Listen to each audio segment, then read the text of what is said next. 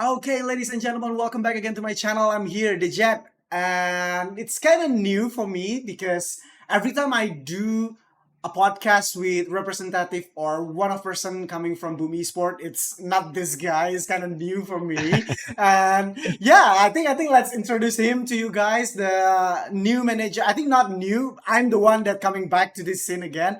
But yeah, Mhm. Nate here, the Boom Esport team manager. Hello, Nate. How are you doing?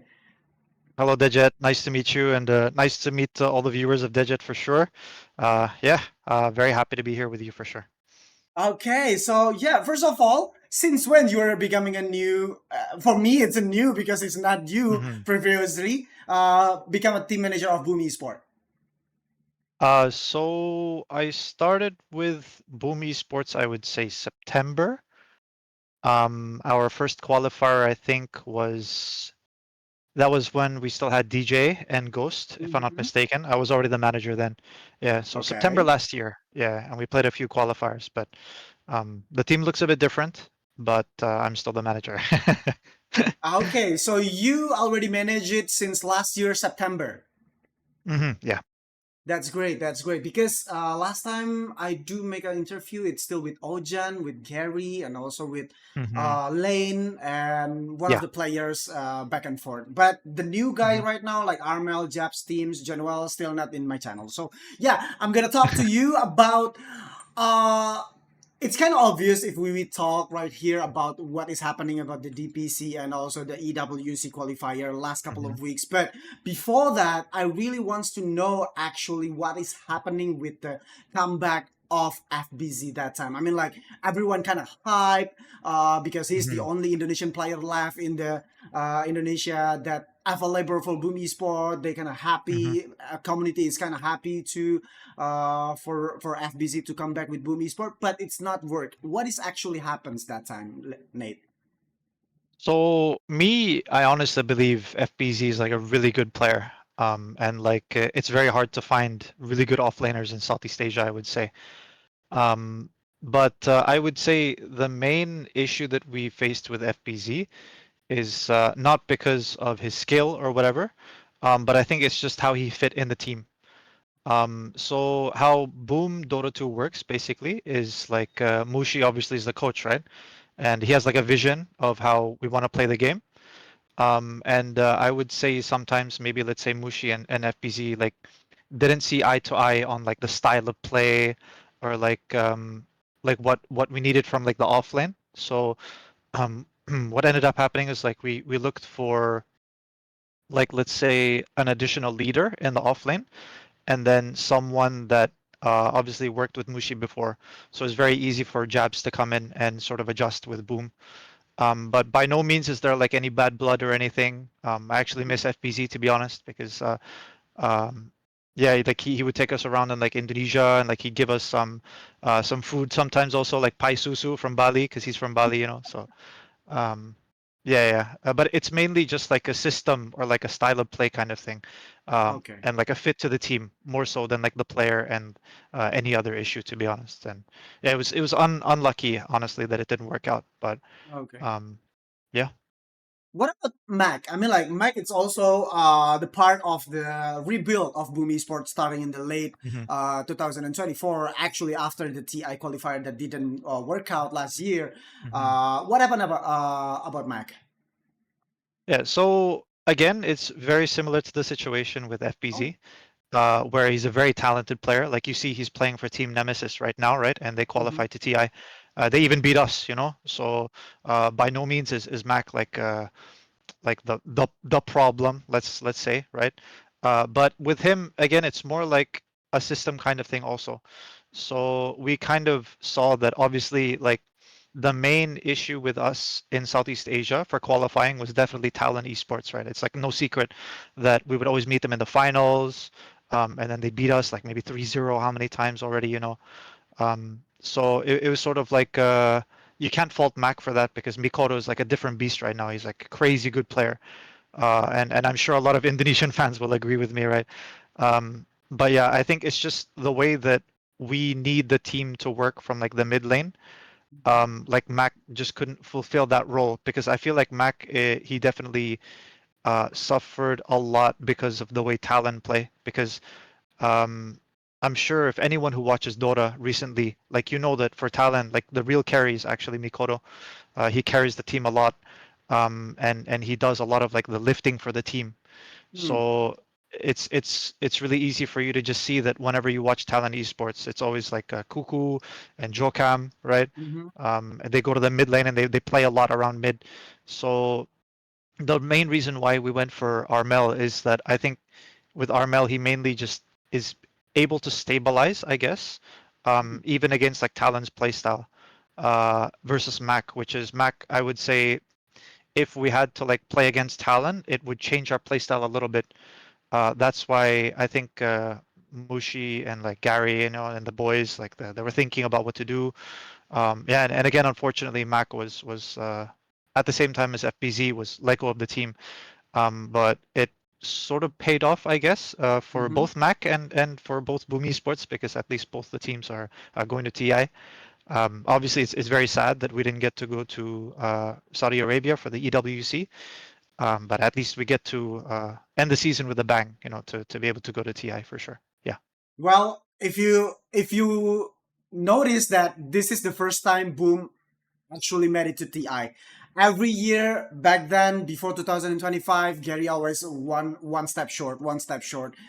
He kind of didn't get any further than first round qualifiers, and then finally, right Hmm. now, Gary and the organization, especially Ojan, my close friend, he Hmm. able to put Boom's banner in the international. It's kind of Hmm. big achievement for Indonesian organization, even though the player is well, by fact it's not Indonesian, but the organization itself it's coming from Indonesia. That's what I'm Yeah. believing. But I don't know what you guys are thinking about that. You can claim it. We are Hmm. Philippines, or maybe we are Southeast Asia for more general share as an organization. But my next question is, before you guys getting Armel and also Japs as a replacement for Mac and then also FBZ, is there any other players in you guys mind to, oh, I think this is way much better, but somehow you guys put Armel and also Japs? Is there any? Like options, you say? Yes, option. Um, Let me think. I'm trying to remember because actually no, I just want to correct actually sorry because Boom they did make it to TI I think 2022 if I'm not mistaken. They went to the I think, Singapore one if I'm not, yeah, with Japwe and Scam, that TI hold with on. Jackie, I think Tim's. that's not a TI. Is it TI? I Correct me if I'm I'm for wrong. sure it's TI. Okay, I'm okay, for sure okay. it's TI because I remember they Let the went viewers to the correct me. Let the playoffs. viewers correct me. Yeah, yeah, okay, let the okay, okay, viewers yeah. let the viewers For sure correct they me. will be like, no, bro, I'm sure they will correct. But I Okay. forget which TI, but for sure they did. But Okay. anyways, yeah, for the options for the middle lane, what I honestly I don't think we had many options in the middle lane because it's very hard to like try to find anyone that was available because the thing about a lot of I would say like the fans don't really Mm-hmm. understand when it comes to like roster change is that there's a lot of luck involved when it comes to looking for a player. Because one, first off, they have to be not in a contract with a team, unless you want to do a buyout. But I think for Southeast Asia organizations, it's very hard to buy out, um, because we're not as rich as like, like the Western Europe or like the European teams, but I think around that time there really wasn't many available mid laners, so it really was like Armel that we were looking at. And I mean, if we didn't reach a deal with Armel, I don't know what we would have done to be honest. Probably just continue with Mac, I would say, because usually in a season like there are a lot of times, even in other teams, where you think about having a roster change. Like you lose one qualifier, right? Everyone's sad. The coach is thinking, the owner is thinking, and then some players may be a bit scared. Oh, maybe I might get kicked. This kind of stuff. But at that time, honestly, it was either just Mac or Armel, because there wasn't anyone else. For the off lane, I would say we did have at least one other option, and he's playing with Mac right now. It was actually Raven. We were thinking about getting him. Um, because obviously the Filipino connection, like Savage said, it's like like a disease, the Pinoy virus spreading. No, just kidding. No, but yeah, it's because Tim's and Zhao and Raven are like very close friends, and even Mac is Okay. like quite close friends with Raven as well. So we were thinking about Raven at that time, but again, like the reason why we went with Jabs is mainly because Jabs has like that leadership, the Uh-huh. additional leadership in the team, because he has the captain experience. He's been playing a long time. He played with Mushi before, so they can sort of connect a little bit easier. Um, so yeah, that's I would say the only real options that we have. It's quite hard because I did reach out to some Western European players, Mhm. but it's very hard to ask these European players to like jump from one side of the world to another side of the world. And yeah, a lot of them were already finalizing their own teams also. So it's very hard to look for a player in the middle of a season, I would say. Yeah, you just have to be very lucky. And yeah, we were just lucky that Aurora, unfortunately, disbanded, and Jabs was available. Um, oh, actually, another option for mid. Actually, now that I do remember, it was Abed, I think. Oh, really? But again, yeah, we were actually looking at maybe reaching out to Abed. But again, the problem is like more of like the style of play.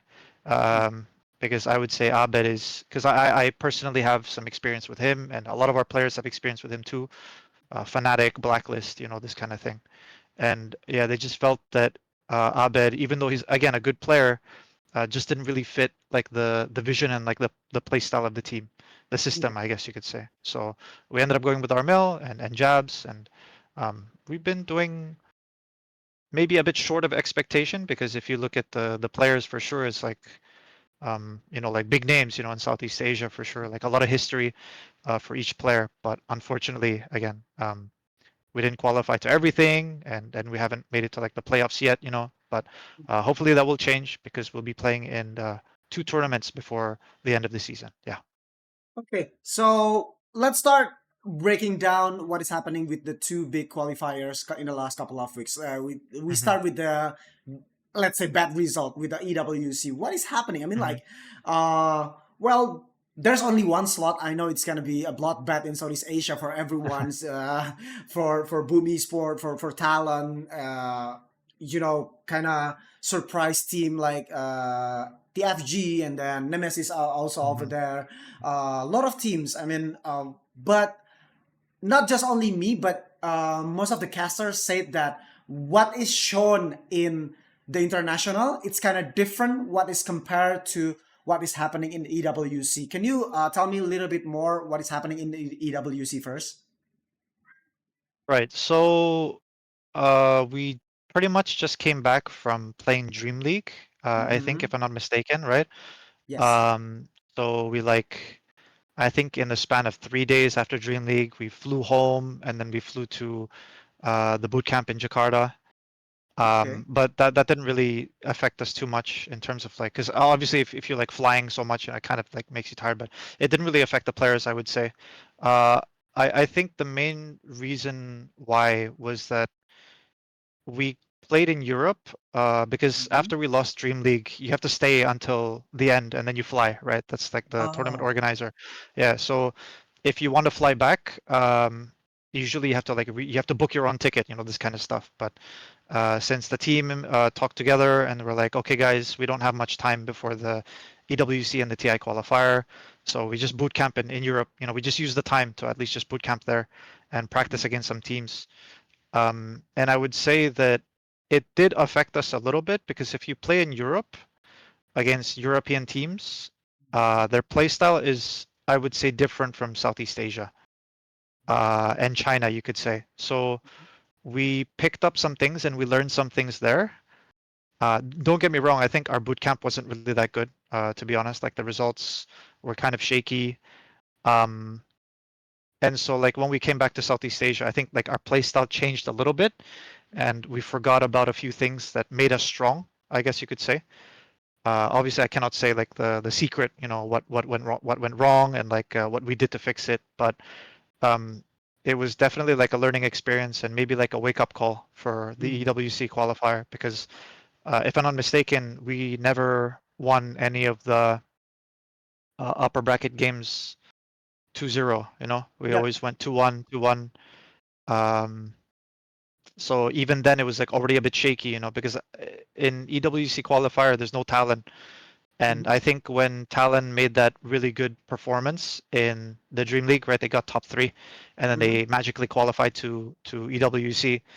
I think everyone in Southeast Asia was a bit relieved, like, oh, a bit happy that okay, at least there's no Talon. And I think again, if you're a fan, you're looking at the qualifier and you're like, oh, this should be easy for Boom, right? Exactly. Um, yeah, maybe the team was a bit like that. Maybe you could say they were a bit complacent, Mhm. um like not complacent to a point where we didn't care. We're like, oh, we're sure we're gonna win this, but we still, Mhm. like, maybe we just had that feeling like, oh, we're probably gonna win this, but let's just play. And then we went to 1-1, 2-1, so it's like, oh, a bit shaky, but at least we made it to the finals. And then to lose like that for execration for sure was like a bit tough for the team, because after that the whole team like sort of had a discussion, um and we even had a bit of help actually. So we recently, not announced yet, but we recently asked some help from Adam 343. For anyone who was watching the qualifiers for TI, for sure they saw him in the camera.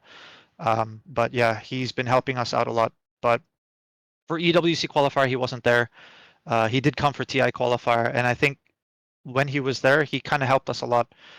Try to connect the team, help talk to Mushi and like the players. So I think everyone just sort of woke up and were like, okay, guys, let's take this seriously. Um, the season is ending. Only two more tournaments, right? So yeah, after that for the T, I mean, I guess I'll just go into the TI qualifier. Like we fixed a lot of things. Not super solid performance because we still lost against Nemesis, right? But Mhm. uh, I would say, and this is real actually, like when the team was talking, Mushi said he would rather have the team lose earlier in the upper bracket of the EWC so that we have like a wake up call before, Um, so that sort of happened in the TI qualifier, and then we made some adjustments, and the team agreed to adjust the things, and then eventually, yeah, we had to play against Talon, so that was for sure a bit scary. Maybe Talon was feeling as well that since they Mhm. performed very well against Dream League, and they have like a very good track record against us in the whole season. Mhm. Maybe they had this feeling that they were probably going to win, but in the end, yeah, we won it, and it feels really good to be going to TI for sure. Um, and I'm happy for Mac as well for sure because he went to TI with Team Nemesis also. So yeah, shout out to him.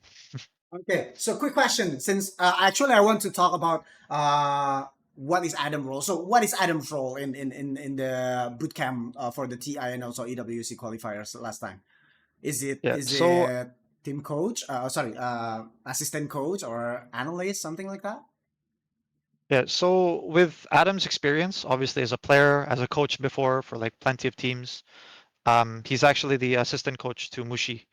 So Mushi actually personally asked him to help, and um, it's sort of like insider info, but actually Adam was helping us since the Dream League qualifiers. So Mm. the Dream League tournament itself. So he didn't fly with us to go to Europe, but he was helping Mhm. us from Southeast Asia. But again, like him not being with us, he kind of only had like limited ways to help because in a team, right? Like if everyone's in the same place, because there's two kinds of setup. One, you have like online team. Usually the European players, they do it, they have like online setup. But I think for Southeast Asia and China, we're more used to being together in one house, Oh. and it helps like discussion a lot, I would say. Mhm. So yeah, I think that's like a big difference in like culture, maybe let's say, between Asia versus Europe when they try to Okay. boot camp. So I guess like when Adam finally came to us in Jakarta, um, because he's Malaysian too, and like he can speak a bit of Chinese, so he connects with Mushi very well. And Adam has handled some of our players already in the past. Like he was the coach for Jackie in Bleed last Mhm. year or 2 years ago. And then he actually worked in Blacklist for a bit with Tim's, and I Mhm. worked with him in Blacklist for a bit. So yeah, it just sort of connected at the right time, I guess, for the team. And Okay.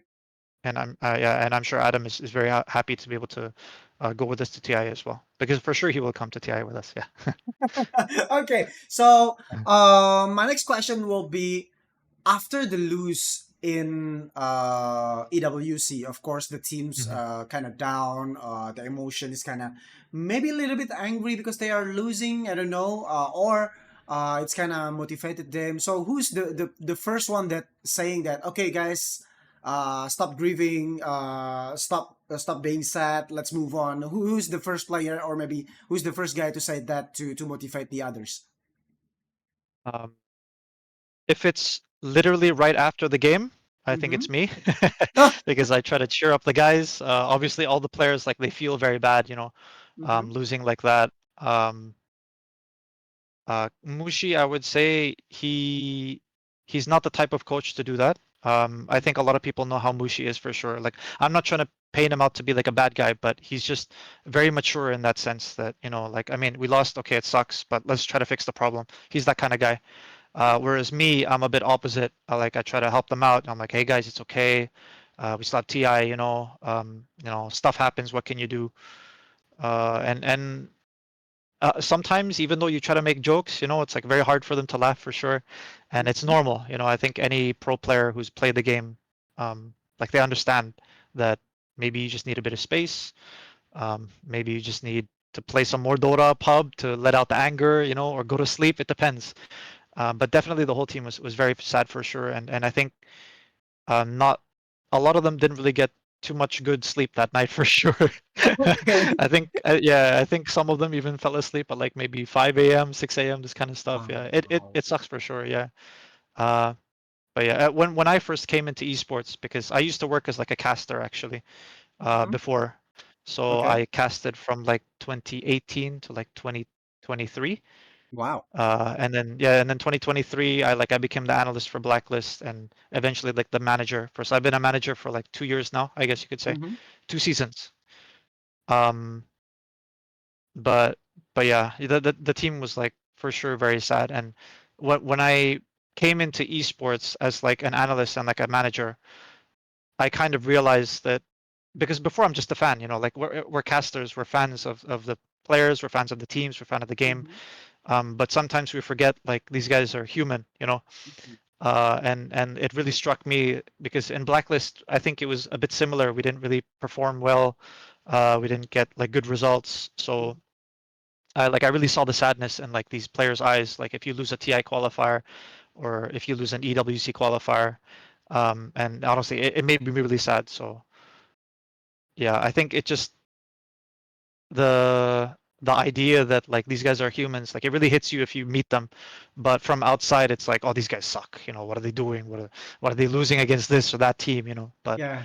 yeah, it for sure hits them hard. Like it doesn't, because as a caster, I think we know what the comments are always saying. Mm-hmm. It's normal. You're streaming, you're casting, and then you see the comments, you're reading them. Um, but yeah, it's definitely tough for them, and I feel for them. But again, very happy that at least we get to go to TI. Yeah. Okay. I think it's kind of normal in my situation because if you are a top team in Southeast Asia and then you are always expected to win against anyone in Southeast Asia because you are at the higher level compared to other teams, like for example Mhm. Boom to meet A team, who is this A team, and then you lose, you kind of, what are you guys doing? I mean, Yeah. Yeah. you are up against team that nobody knows, and then you guys lose, and then you guys get flames all over Southeast Asia because you are Yes. expected to win. I think it's normal to get a hate comment, but it's also normal to us to think that guys, they're human. Sometimes they're losing, right? Yeah. Okay. Not everyone knows, but for sure, yeah. Yeah, It's some of them it's is I it's think tough. no. Yeah, of course, of Okay. course. We Okay. know, yeah. Yeah. So you guys losing in EWC, and then Whip come out, Mushi playing a bad cop, you playing a good cop to cheer up the teams, and then when the day start for the international qualifiers, how's the environment? How's the feel inside the boot camp, inside the gaming room, or the table that they're playing together? Is it kind of nervous? Is it people kind of worry to lose in the first round, or maybe not even get to qualify to the international, same as the EWC? What is the situation over there? So you're talking about like when we started to play the TI qualifier, Yes. right? Yeah. Um, Honestly, I've been with these guys for like Tim's. I've been with him for like 3 seasons already. Okay. Some of these guys only two seasons, like Zhao, you know. And sometimes it's still very hard to read the player's mind and like their feelings, you know. I'm pretty sure they were feeling a bit nervous. They're feeling a bit anxious, worried about because sometimes it like depends on the mood, honestly, for a Dota 2 player. Like if you win one game, oh, okay, all of a sudden everything's happy, you know, and then you lose one game, like the whole world is crashing down, you know. So I feel like the thing is like Southeast Asian players, like they tend to be quite emotional. Mhm. But before the game starts, definitely there's like some kind of environment where it's a bit maybe not so stressed. Maybe like let's say they were lying to themselves that everything's okay. Um, because I think each player is different and they approach things differently. But it's definitely not negative. Yeah, we were definitely like positive. We're like, okay, guys, we lost UWC, whatever. We still have one qualifier. Like they're still pumped up and like very motivated for sure. Because it really sucks for sure. Like let's say if we don't qualify to TI, we don't qualify to EWC, like that's the end of the season. You know, like that's easy disband for sure. You know, this kind of stuff because I'm thinking about like Gary, you know, why would Gary pay us for like not doing anything until September, you know? So I'm like, okay, maybe I just prepare to find a new job, you know, this kind of stuff.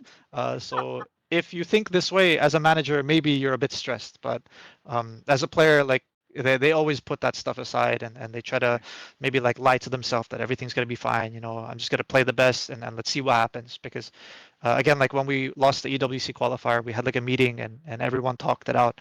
And again, like sad, yes, but I think everyone in the team, like they've been playing Dota how many years now, so they're still quite mature enough to know how to reset and yeah, go again. And luckily, we got to reset in time and win one of the slots for the TI qualifier.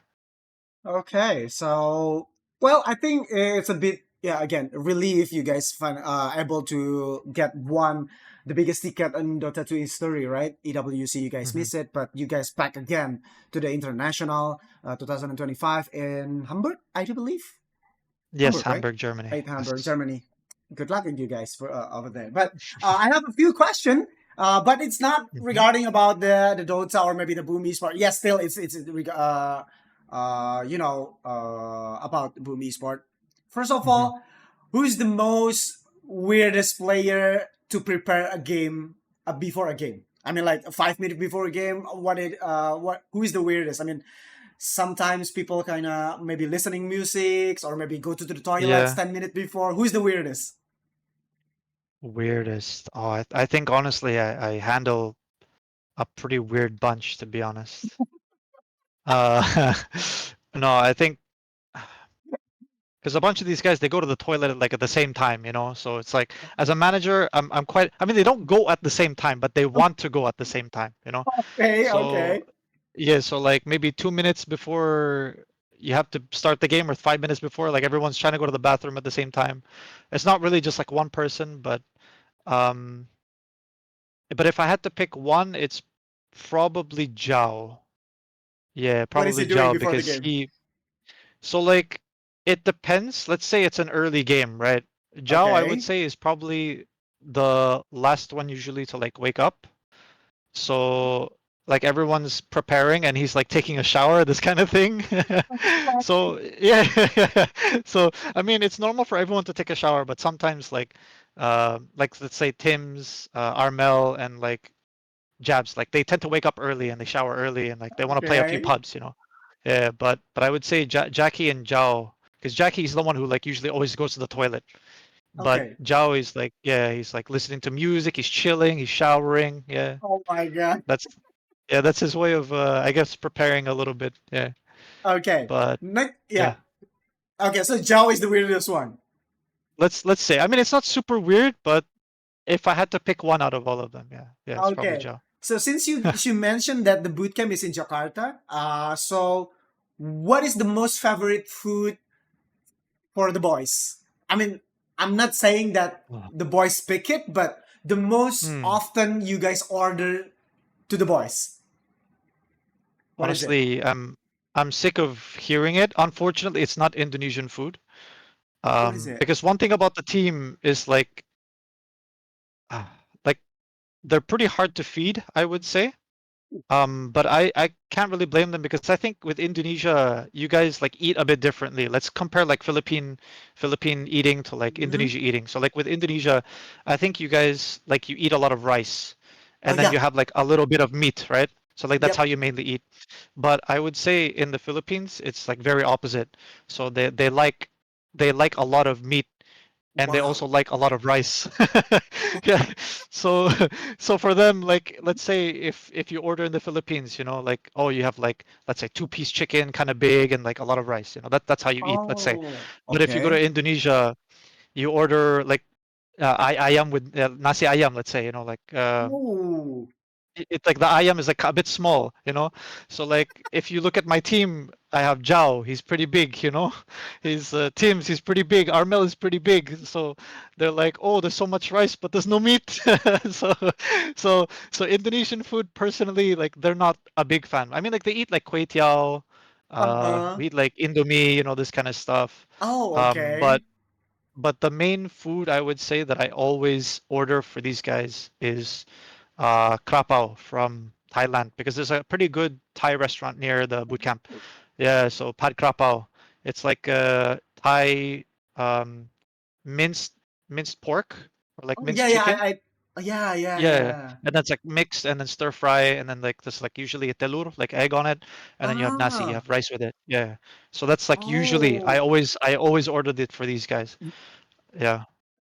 So Unfortunately, even every me, time. bro, even me, I'm sick of it because I order it every time for these guys. I'm like, bro, crop out again, please. I want to order. I want to smell something else. I want to see something else. But crop out is for sure the 100% is Okay. like the most What is ordered in the boot okay? The camp. most order is pat krapao. Yes, yes. Okay. What about the Indonesian food? Is it nasi ayam? Indonesian food. So the setup in the boot camp is like we have someone to cook also. Oh, so you have a chef. So yeah, so we have a chef. I would say if there's anything. Wait, I'm trying to remember because like the name sometimes it escapes me. What is it? The Uh, ingredients? Is it rice?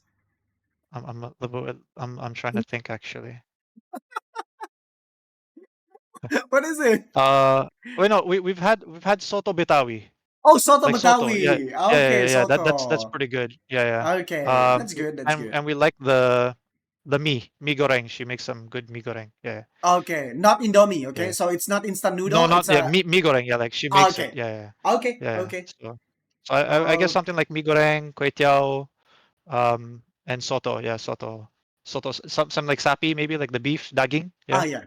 Mhm. yeah, that kind of stuff. Yeah, that's the Uh, really good, I would say. okay, so let's move to another silly question. Who's the most goofy guy? Goof. Oh, bro, everyone's goofy in my team, to be honest. No, because like honestly, my team, the good thing that I like about my team, and I would say is probably our strength, is that we Okay. can we can keep a positive atmosphere. Like honestly, like people can be sad, but they always find a reason to like laugh and like be happy. So that's why even like sometimes maybe if you're watching the qualifiers, sometimes you'll see even if we lost the first game, like game two, the draft is going on and everyone's Mhm. still laughing. So that's mainly because a lot of the players are goofy. Okay. But the main goofy guys, I would say, is definitely Jackie or Zhao. These two guys. Our safe lane is, bro. Our safe lane is a mess. They're goofy. They're always going to the bathroom. They're taking a shower, bro. Like I see my off lane, oh, they're playing pubs. My mid always playing pubs. Mushi's Okay. practicing. One guy's in the bathroom, pooping or something, and the other one's showering, bro. My safe lane. So goofy, I swear. But again, I love Okay. these guys. They're like super fun. They're super fun. Okay. And So like for example, if you're sitting behind them, you uh-huh. always hear the laughing from the safe lane. Yeah. Oh, okay, Yeah, yeah. okay. So Jackie, it is. It's two times. Different managers said that Jackie is the most goofy guy, so he still get Yeah, the title. definitely. Okay, okay. Definitely. So next one. I do want to ask about how they blend in Indonesian culture. I mean, like all of them is not Indonesian. Mhm. Not even the manager is Indonesian. Only the GM is Indonesian. The owner, Mhm. the founder is the Indonesian. But I do believe they're not really in touch with them. I mean, like in terms of, you know, back and forth every day and night in the boot camp. Mhm. Is it you and Yeah. also and the boys maybe with the chef? But I do Mhm. believe the chef is not really talking to you guys. How they really blend in Indonesian culture? Is it really hard for them, or they just kind of, well, we're here to work, we're here to play Dota, so we don't really quote unquote care about Mhm. Indonesian culture. Is it something like that? I would say honestly, it's kind of like that. I think it's kind of sad to be honest, because with Dota 2, all the players that I manage, like they're so Mm-hmm. lazy to go out, bro. Like they don't want to visit places, they don't want to do anything outside. I don't know if it's a Filipino thing because again, I manage a Filipino squad like 2 seasons, and then now I'm like mainly Filipino team again, because 3 out of 5 of the players like Filipino. So I think it might just be like a Filipino thing that like too lazy to go out. It's like too hot or it's raining too much. They don't want to, like spend any money. But no, but yeah, I think mainly the ones that like to go out is actually our Mel. He likes to go out. Even if we fly to Really? like another country, he likes to go out. In Indonesia, we didn't get the chance to. Only me and Jabs, I would say, we got to go out, but it's mainly because Gary want us to go out to like drink a little bit. Gary still being Yeah. Gary. Yeah, yeah, yeah. So it's mainly just me and Jab, so like the alcohol drinkers, I would say, in the Uh-huh. team. But if we do go out, usually it's Gary or like the boys. We go out to Heidi Lao. So it's mainly for Oh food. my Yeah, gosh. yeah. Yeah, we go out to eat Heidi Lao. If Gary is not there to treat us, then the players like split the bill and we all eat together. So I guess that's mainly the way that we maybe try to experience it. But Okay. me being the manager, I kind of like want to go out a bit more. I want to try like street food, I want to see the life in Jakarta, this kind of stuff. But unfortunately, since I have no one else to go with, I don't want to go alone. It's kind of sad.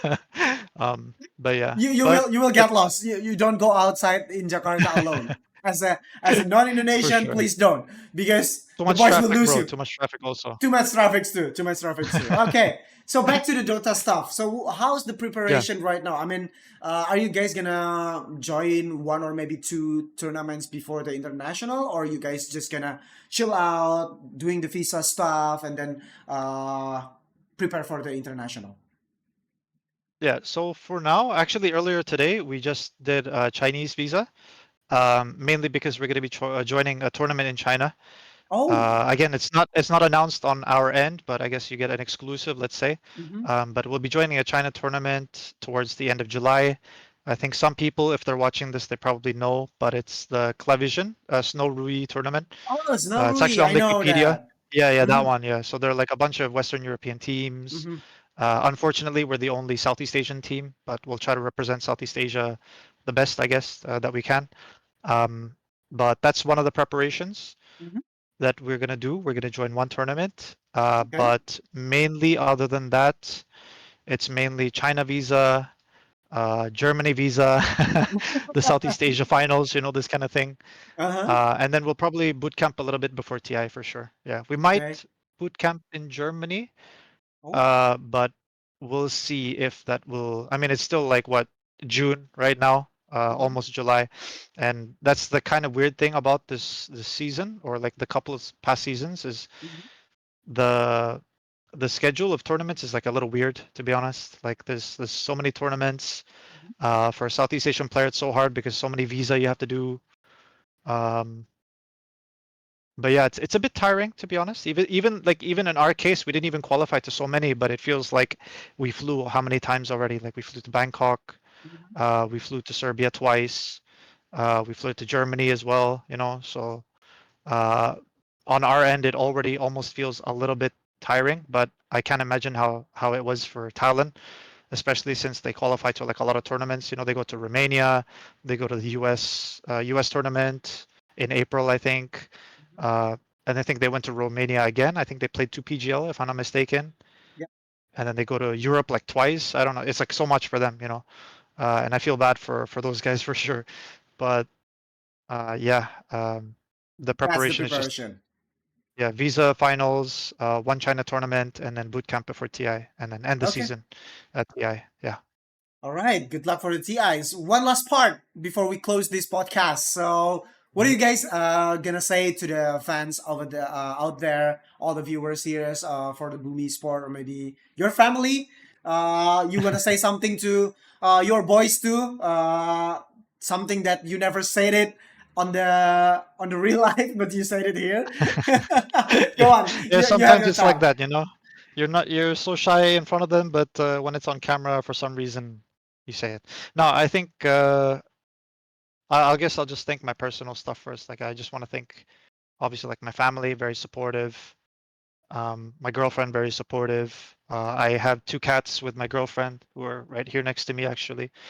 Um, and I don't know if they're supportive or but they're sleeping right now.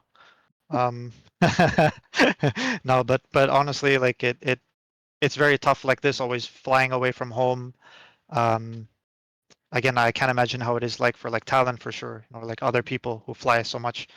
But it yeah, it's from my side very thankful of course like everyone who supports me personally, but for everyone who's supporting Boom Esports, I know it's not been like the best season for Southeast Asia or maybe even the past few seasons, but hopefully even without an Indonesian player, maybe you can support Boom itself as an Indonesian org. We're still part of Southeast Asia, you know. Hopefully, even though it's majority Filipino, Pinoy people, Again. uh, maybe we will like be Indo Pride. Let's say, you know, we'll try our best for you guys for sure, and for Southeast Asia as well, because we all come from like different countries, you know, Philippines, uh, Indonesia for Gary, Apak Gary, and Bang Ojan, of course, and then we have like Malaysia for Adam and Mushi, and then Thailand for Jabs and Laos for Jackie, you know. So like we come from all over the place, but um, yeah, we'll try our best for Southeast Asia. Even though it's definitely going to be tough, it's not impossible. We'll for sure try our best, yeah. But hopefully we'll be able to at least give a good performance and maybe play some good Dota and try to represent. If not, then at least we had some fun along the way. Haters gonna hate, you know. At least they enjoyed being angry on the keyboard. It's nice to read some stuff sometimes, but no, yeah. All honestly, we would just try to hope and Okay. see what we can do, and because there are not a lot of Southeast Asian organizations anymore, to be honest. But That's the we're point. really thankful that Boom, yeah, really thankful that Boom is at least here to support us until the end of the season. So yeah, and of course, thank you, Dejet, for Yep. having me on here. Of course, of course. It's kind of my second family, no, third family, because my second family is coming from my wife, of course.